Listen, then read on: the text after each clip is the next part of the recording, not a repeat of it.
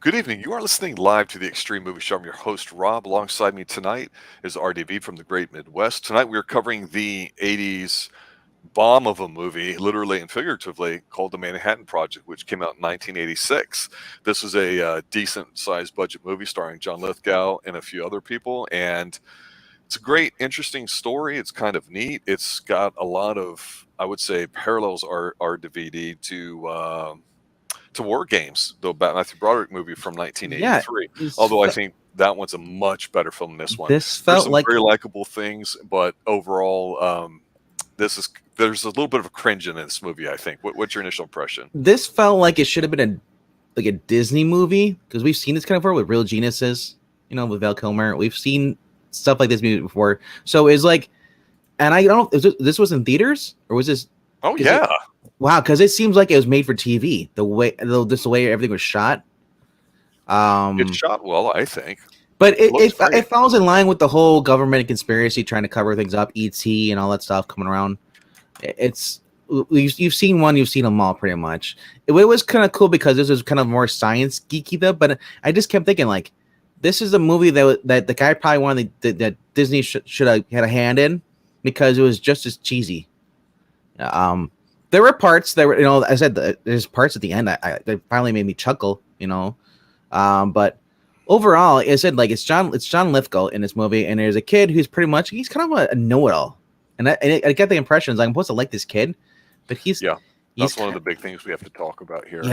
He's supposed to be, he's a science geek, he's all stuff, he kind of talks down to people a little bit, he's a perfect gentleman for his mother. John Lithgow is in charge of this secret project making the best uranium, 99.9. He's the Walter White of the uranium, pretty much. Yeah. So it's plutonium, I believe. Or plutonium, yes. Yeah. So the whole thing with this movie, the Manhattan Project, obviously the Manhattan Project is a reference for the atomic bomb.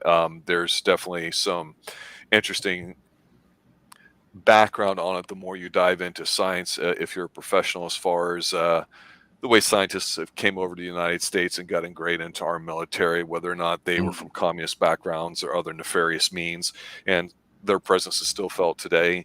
But the Manhattan Project, with the development of the atomic bombs, Richard Rhodes, I think's book about it was a real big deal. In the 80s, you had a situation where the Cold War was still very much in play. It was something that you felt. You and I have talked about the theme of the 80s being happy, productive people looking to have their own sense of personal responsibility going out there, especially after the soul-crushing malaise of the 70s, economically speaking. And so this optimism, this hope shared its way into a lot of movies. You mentioned E.T. earlier, which is a movie I do not like at all. It's syrupy, garbage nonsense, and there's an element of that in here too. The only problem is, at least with E.T., you kind of almost like the kids a little bit, or sympathize with them. And here we have a young Paul whose mom is not divorced, because that'd be too harsh by 80 standards, but separated because daddy's in Saudi Arabia, and it's a throwaway line about how he just, I guess, would rather work than be a dad. So the whole daddy issues kind of thing, they could have played that off here to make this character at least more understandable. But I agree with you, this guy Paul, he's not a nerd by the black rim glasses definition. He's a super smart guy. He's decent looking. One of the ladies like that, who was, by the way, you should know him because he was in Sleepaway Camp, the movie we covered recently here on the Extreme Movie Show. He was that lead guy. He was Ricky. This is him a few years later. Yeah. So to me, the movie kind of fails with him because we don't like him. We almost want to see his face punched in, and what he's able to get away with is only defined by 80 standards. It's ridiculous. I mean, my goodness. He gets with this girl.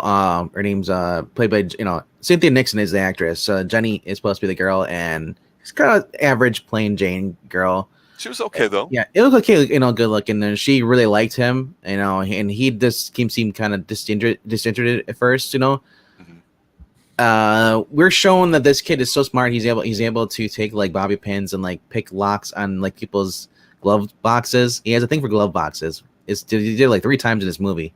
At least I thought three or twice. At least, yeah. Yeah. That's funny because like when he goes in there, he for her car, he picked the lock in her car, and then like and she's like, "Why don't you come over to my house? Like I gotta babysit my brother."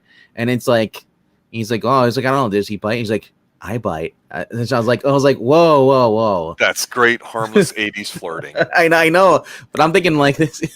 No bubblegum chewing, no But language, no sexual innuendo. he brings Well, up like, "Well, weren't you with this other guy?" Well, he's just a pretty guy. I'm like, "Oh, he's just pretty, but she likes him more."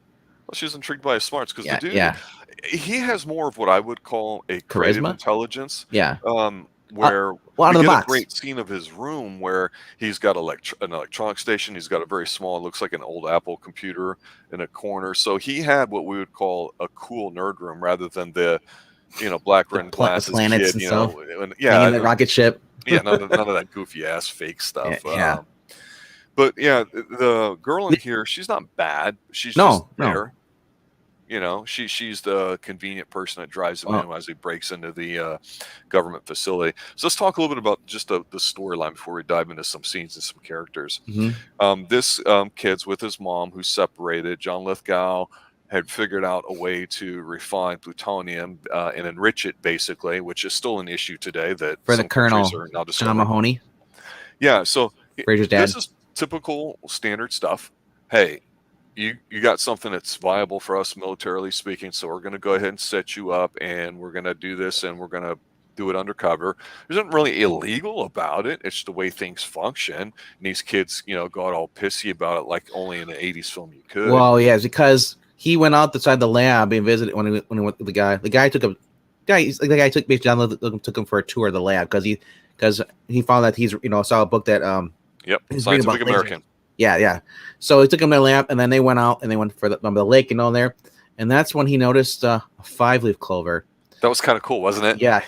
I was like, did he find a 4-leaf? I'm like, oh, it's a 5-leaf clover. I'm like, oh my gosh, we're gonna have 3-eyed fish. And when he hands her the handful, yeah, the odds of having one is like slim to none. And then he's like, well, she's like, isn't that so bad? He's like, because he looked up, couldn't find any information on it. And then he holds her like, here, it's a whole handful of them. I was thinking like, is it safe to touch? That's what I was wondering. It's like,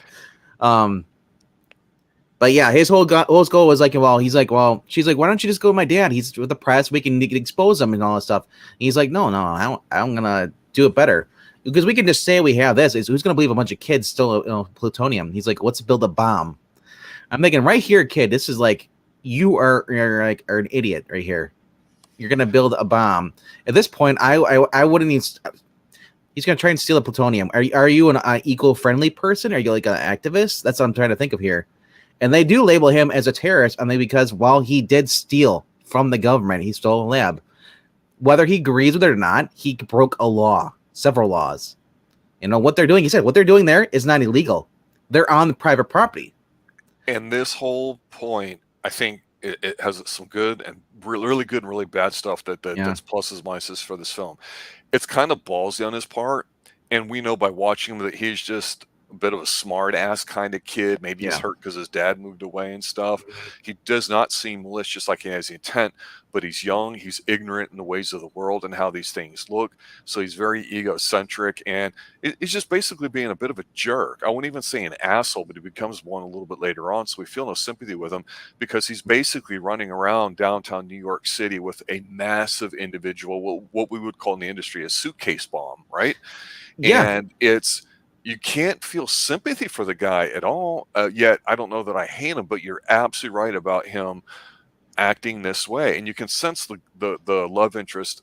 She's kind of like going, well, should we really do this? So she's kind of sensible about it, even though she's intrigued by him, even though they don't even really make whoopee. But she ignores her rational thinking, though, just because she likes him. Yeah. And she's young. I think they're both naive. As smart as he is, he's carrying it around and thinking like, you saw how towards the end where John Lithgow hit the bomb and he held it there, how carefully he's holding it, because he didn't drop it, he could set it off. But I like the idea of this kid being smart enough to try it on its own. It's not quite that simple if you've got any manufacturing background or science background at all. The process of they show him building it and everything was really cool. Yep. And you notice it was a montage, just like we've talked about in 80s film, because after he stole it, which, let me say this, you get some nice setup. orchestral score is beautiful in here. It almost makes it seem kind of fun and playful, which seeing this kid's exercises intelligence and notice things in the environment like the clovers and everything else is neat. I wish it was a bit more of a discovery exploration thing, but this is kind of how do we build it sort of thing, which is fun. But when the third act comes, I think it's really the worst part of the film. Well, But there's a big extended long scene where he sneaks into the facility with their help during a rainstorm to steal it, and he's able to get out, and it's kind of cool. I mean, that is 80s magic. Let's talk about how he was able to do that, and then like how he does the whole getting the plutonium out of the building. I'll start it and hand it over to you, but I'll say this: when he meets the girl and they're outside in the school parking lot, and when she says, "Oh, he's just pretty, but let's go study and all that," you see guys in the background because it's one continuous shot that are throwing a frisbee back and forth, and then when she drives off, the frisbee lands by him, and the guy's like, "Hey, yo!" and he just picks up. Well, he didn't land by him. He turns around like a awesome, perfect guy, catches it, and then then he throws it back. Yeah, but the point is between that and the way he was picking locks in this scene too. Yeah. It's a call forward because we're going to see that he uses that, which is cool. So go ahead and talk about the whole stealing scene. Well, it's a very long scene. Yeah, and how he gets the idea to break into the lab because he's it's a storm out. He's like, and she's like, "What do you mean it's storm out?" I was like, "Don't you understand it? They have like the electronic security." She's like, "What do you mean? Like lightning, electronics? The system will go out because of the lightning, And he's able to go in there. He has her drive. He hides in the back. He brings the kids' remote control truck thing that the younger brother was playing with. And I was his. I think it was the kids. Yeah, I'm not too sure. But anyway, yeah, he brings it along, and then like he's gonna use that to get the plutonium driver out of the facility. But he sneaks in there, and then the power's off. He pulls the plug so the guy can't do the master reset on the camera and stuff. So he pulls the green cap off, so you can't push it. Basically like pulling a key off a keyboard, so you can't use that key. Yeah. And he sneaks in there while these guys are out. She distracts them. She's out in the car, parked in the parking lot. And they use John Lithgow's badge to get in first ball. Because he had stolen out of his was over by his parents, by his mom's house, and they're watching a movie. He stole his out of his car, out of his glove box again. He stole the ID badge. Swiped it. The Last Man on Earth that they were watching, or something. I think so. Yeah, because the robot and stuff. Yes, yeah. So a science movie with a science fiction movie. That's how you do it. Yeah. Callback. So yeah, they get in there. He goes in. He uses it. He uses the badge. Get in there. He takes the plutonium, puts it into the liquid canister, and then he uses the laser, and he gives every laser has like a little angle thing so you can do stuff. Like Ghostbusters 2 did it. They have with the catching the ghost, they have the little laser going across. So he uses the angle mirror, and he cuts a hole, a square in the wall, and he goes to the concrete because before we saw. Now John go show him. He's like, it cuts through steel, just solid steel metal. And like that, and he was impressed. So now he took that knowledge and cut it there, and he puts it on the little. He basically uses the caution tape, attaches the canister to the back of the little remote control truck, and he moves it out, and then he puts the drywall back and kind of like in there. I'm thinking like, is he gonna leave it right there? No, he pushes like the little TV stand there in front of it, in another container, so you don't notice it's on, and then he drives it out, But then he has to try and get out because, he has everything's going on. He puts the mirror back, the laser, and he puts the machine, the little computer, the little reset button for the master, and he puts it back on there. Then he takes and this is really weird. I don't know why he did this. This weird juvenile thing. Takes the sugar, pours in the guy's coffee, stirs it, and then puts the spoon back in there, the sugar, and then he heads out the door. That's this big look at me thing. Oh yeah, I was so stupid. I was like, there was no point. Like it'd be different if he put something there that make the guy spit his coffee out, because he didn't like the guy. If it's like it'd be like a police academy, a prank, that'd make more sense. But in this movie, it was just kind of weird, Anyway. So he gets out, but then Jenny, who was outside the whole entire time in the rain and stuff. This is another weird, and I noticed security guy goes up. He's got his driver's side window down, and how he has it down because he sticks his arm out the shun spotlight on her car because he sees her in there. Puts his poncho. He gets out. He leaves his driver's side window down as it's pouring rain. That's what they do in movies, though. Just like they never lock doors. And then he goes over to her. She's got her driver's side window down, thinking like, how is she not getting poured on? Like how is the whole? It's just common sense went out the window for that scene. They like, but anyway, so he's basically, what are you doing over here? He's like, oh, I got a flat tire or whatever. So he takes the tire, and the whole time, just keep the security guard busy while Paul is inside there getting out.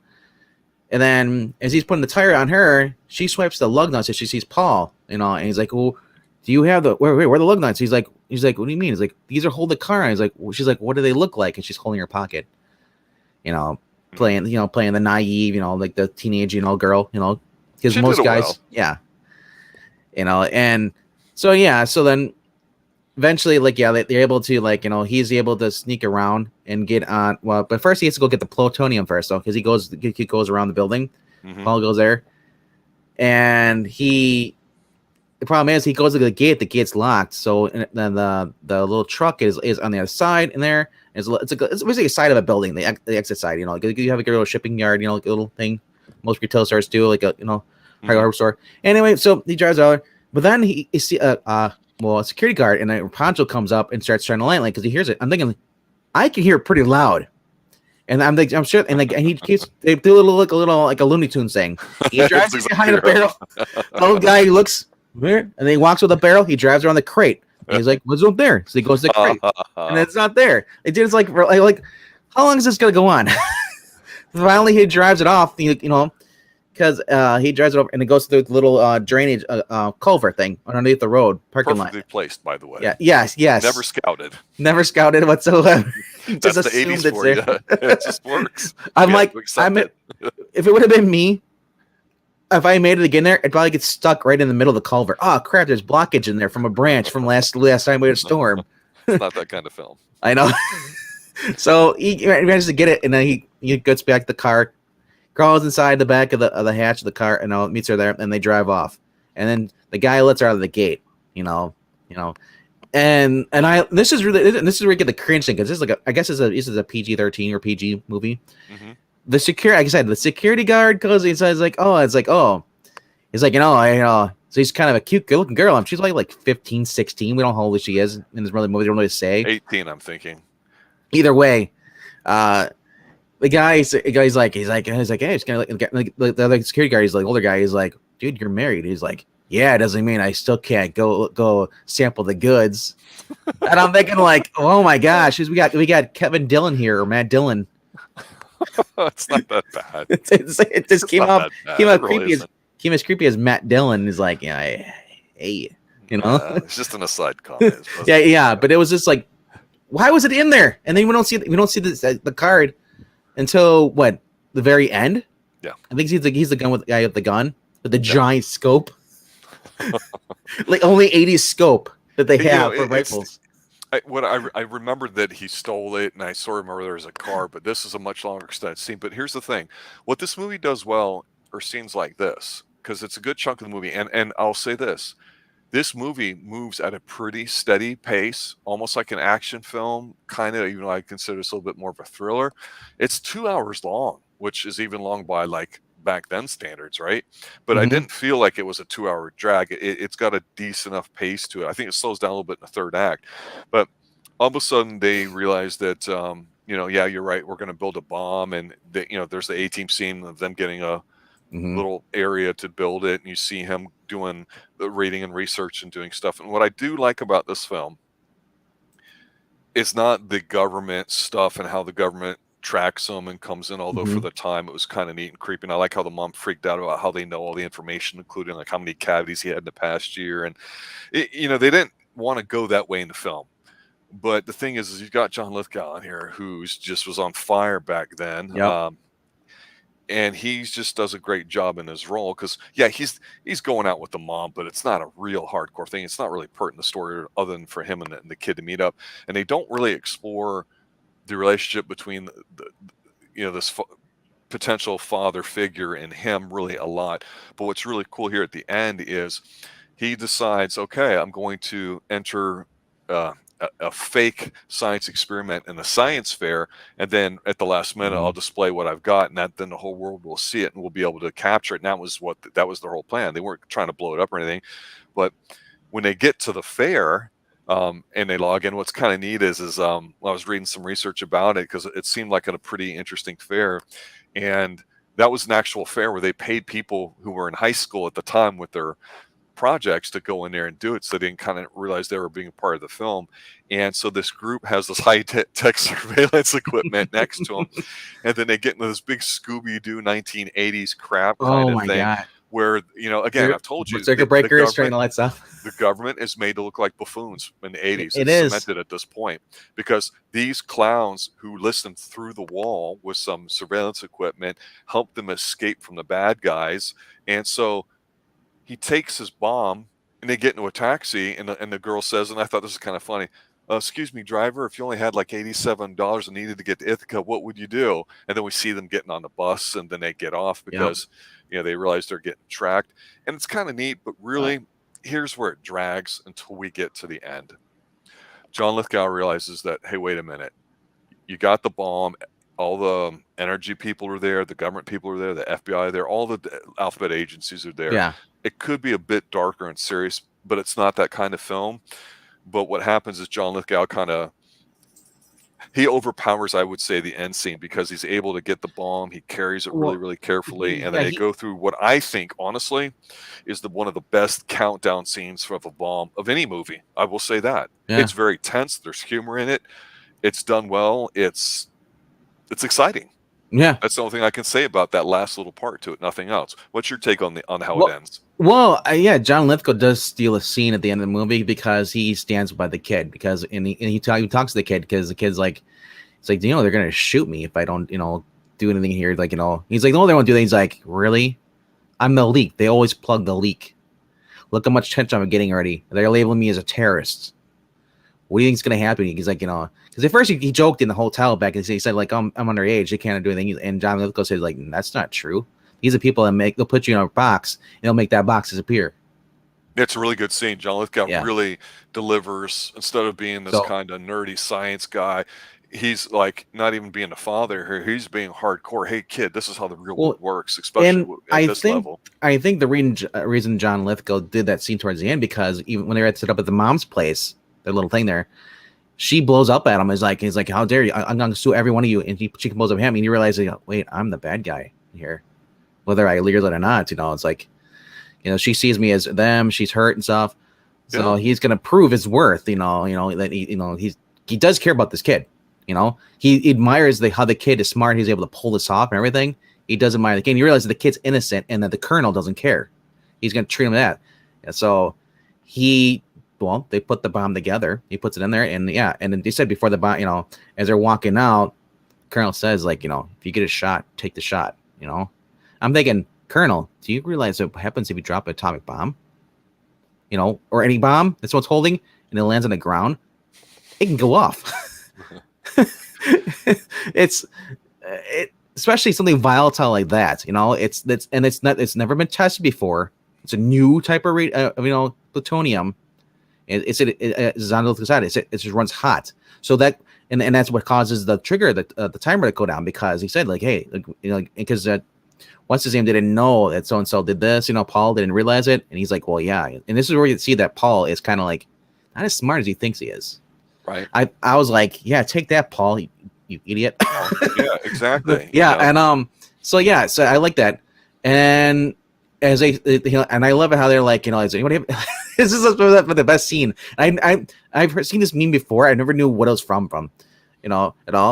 Mm-hmm. There's a scene there where they're like, and John Lithgow is like, is it or I remember it was John or was Paul, but one of them asked for like, does anybody have a screwdriver? All the nerds in the room had a screwdriver. A screwdriver. I was like, wow, this is turning into SNL skit or something like that. But it's tough because it has to dance that line, and it still is very good, because it turns out, and to add, because the fact that the kid's not really, you could argue whether or not he's a terrorist, but the fact is the kid doesn't know about all the safeguards in place, all the environmental Yeah. things that can happen with something like this, especially with a basically an enriched form that even the lead scientist, John Lithgow, doesn't even know how to really Yeah. properly do it. You get some radiation leakage from it, and it sets off the timer. And so John Lithgow does a great job of not nerding out too much, but explaining, yeah, it looks like it's 9 hours, but it's really about 3 or 4 minutes. They get in there, and what I like here is they talk about what it is they have to do, because we don't really know, because with bomb making, it's okay, we're going to cut the wire. Which one? I don't know, the red one or black one or the white. Ground at hot, who knows, who cares, right? So Yeah. everybody at this point in Bond movies and everything we've seen, yeah, just cut the wire and it's done.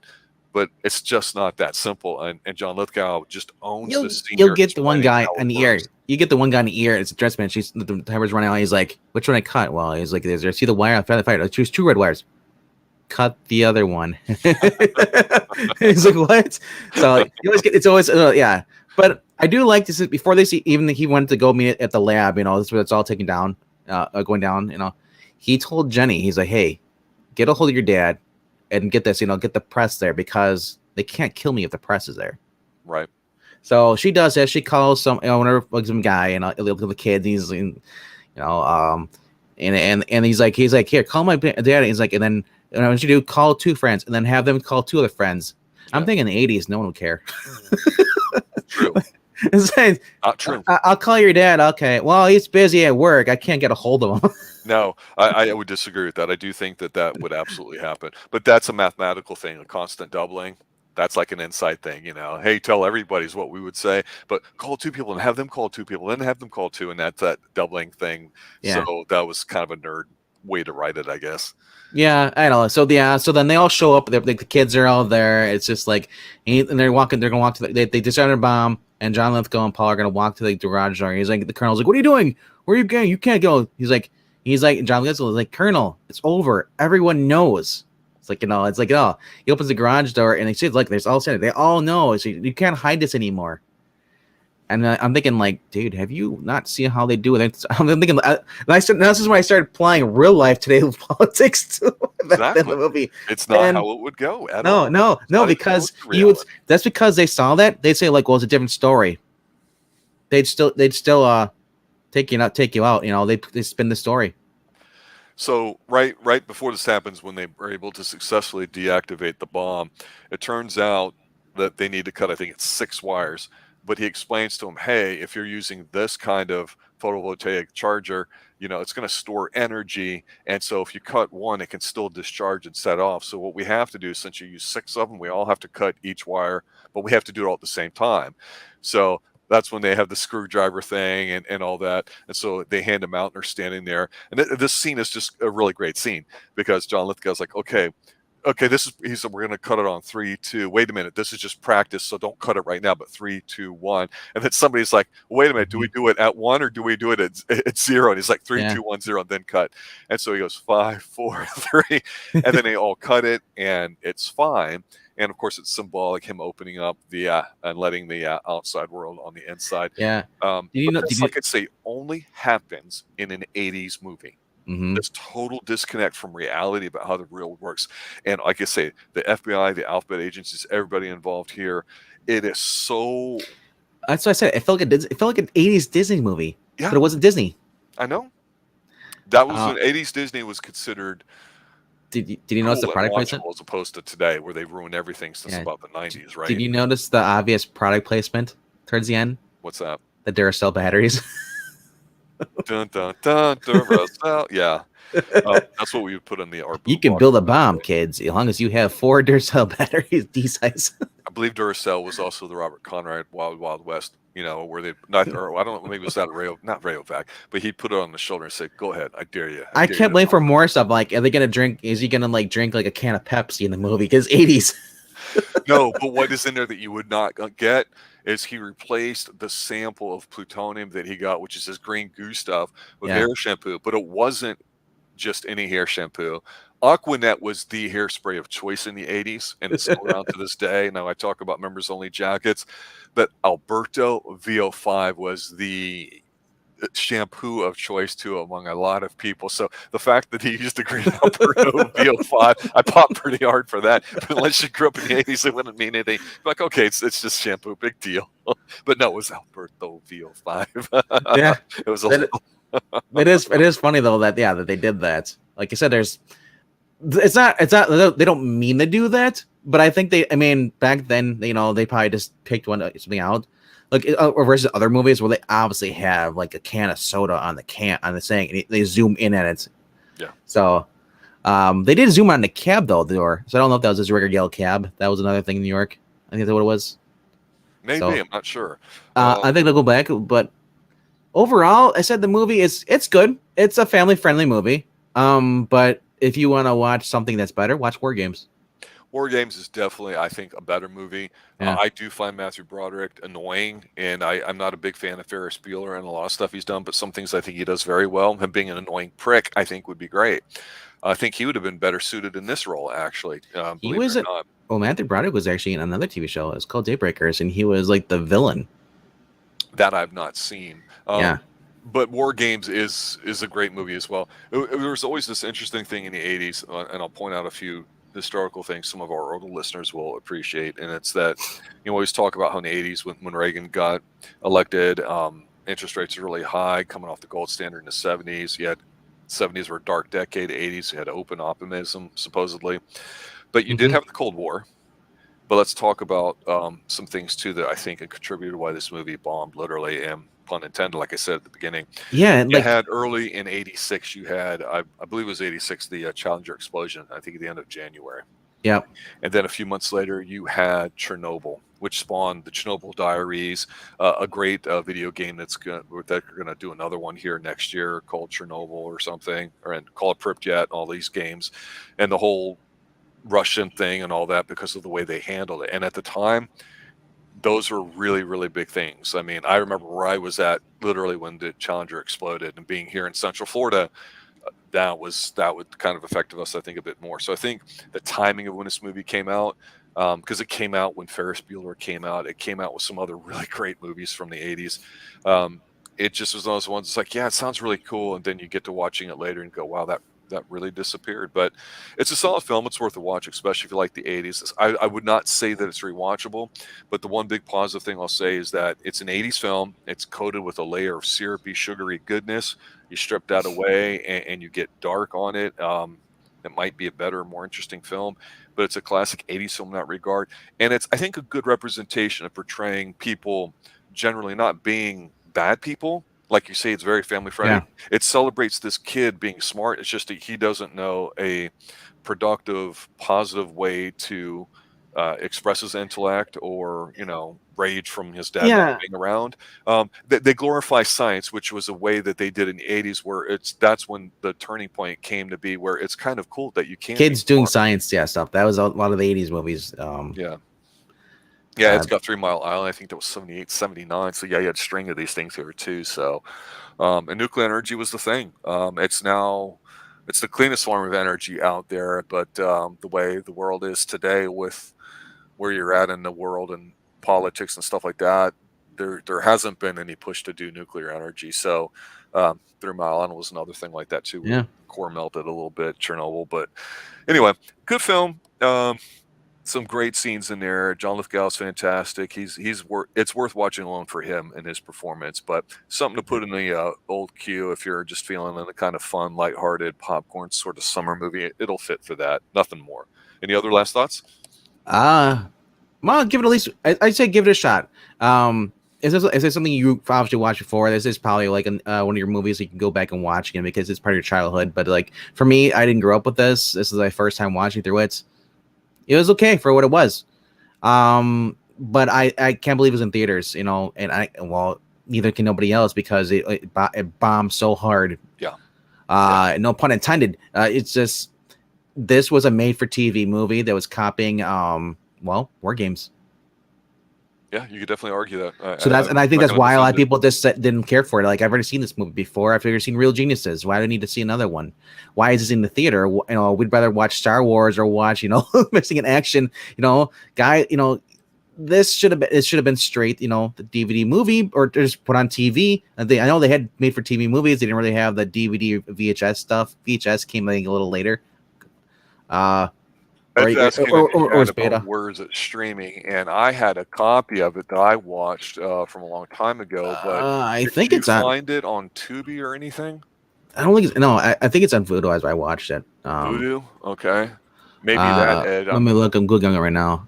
It's on HBO Max and Hulu. oh, there you go, HBO Max. But Hulu Premium, I'm not sure. I'm looking right now. Hulu Premium subscription could be like maybe need the live TV version of it, the more premium than the basic one. But HBO Max. Okay, HBO Max. There you go. I've got HBO Max. Not even think to look for it on there because I said, oh, let me go back into the 80s folder here and pull out my movies. Yeah, $3.9 million is the revenue it made, over $18 million. Yeah. That is horrible. Yeah, and people didn't talk about it, and it just got lost in the shuffle, and it'd be a movie that doesn't really get a lot of play, and that's why we covered them here on the Xtreme Movie Show. So I'll just say, after you're done watching this, go watch Broken Arrow. Much better. No, it's not. Stop. It's a recommendation right in the Google. It says, like, you like this movie? Go watch Broken Arrow. Of course, Christian Slater and John Travolta stealing the nuke and letting the stuff bomber. God. What? You don't. I'm sorry. You don't appreciate finer movies, high quality Christian Slater movies. Sorry. Very bad things we'll cover soon. There you go, ladies and gentlemen. Manhattan Project 1986. Check it out for RDV and everybody involved here at the Xtreme Movie Show. Thanks for listening. Thanks for watching. As always, have a good night and stay extreme. And please do not build bombs. Right. This is a public service announcement brought to you by WROB Pine Hills. Good night. Good night now.